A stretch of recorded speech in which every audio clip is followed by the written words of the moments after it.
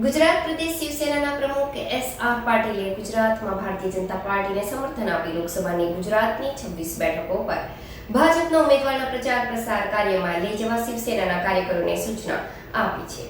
એનડીએમાં સામેલ મહારાષ્ટ્રના મુખ્યમંત્રી અને શિવસેનાના નેતા એકનાથ શિંદે દ્વારા ગુજરાતમાં લોકસભાની ચૂંટણીમાં ભારતીય જનતા પાર્ટીને સમર્થન જાહેર કર્યું છે.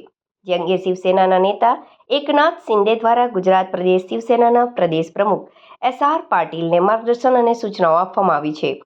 પ્રદેશ પ્રમુખ એસ.આર. પાટીલ દ્વારા ગુજરાતના તમામ જિલ્લા, તાલુકા અને શહેરના શિવસેના પ્રમુખ અને હોદ્દેદારો તેમજ કાર્યકરોને જાણ કરી ભાજપના કાર્યકરો સાથે ખભે ખભા મિલાવી ઉમેદવારોના ચૂંટણી પ્રચારના કામે લાગી જવાની સૂચનાઓ આપી હતી. સતીશ પાટીલ છે. હું ગુજરાત પ્રદેશ શિવસેનાનો પ્રમુખ છું.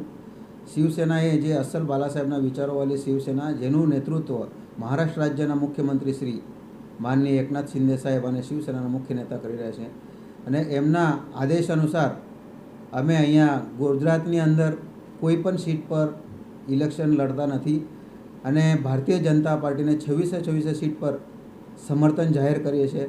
અને આજથી જ મારા દરેક શિવ સૈનિકો, શિવસેનાના તાલુકા પ્રમુખ, જિલ્લા પ્રમુખ, શહેર પ્રમુખ, દરેક કાર્યકર્તા તથા હોદ્દેદારોને હાકલ કરીએ છીએ કે શિવસેનાના જે મુખ્ય નેતા છે, મહારાષ્ટ્ર રાજ્યના મુખ્યમંત્રીશ્રીના આદેશ અનુસાર દરેક કાર્યકર્તાએ 26 સીટો પર ભારતીય જનતા પાર્ટીને વિજય કરાવવા માટે જી જાનથી મહેનત કરીને હાકલ કરું છું કે દરેક માણસે એટલી મહેનત કરો કે આપણે 26 સીટ પર વિજય થઈ જાય.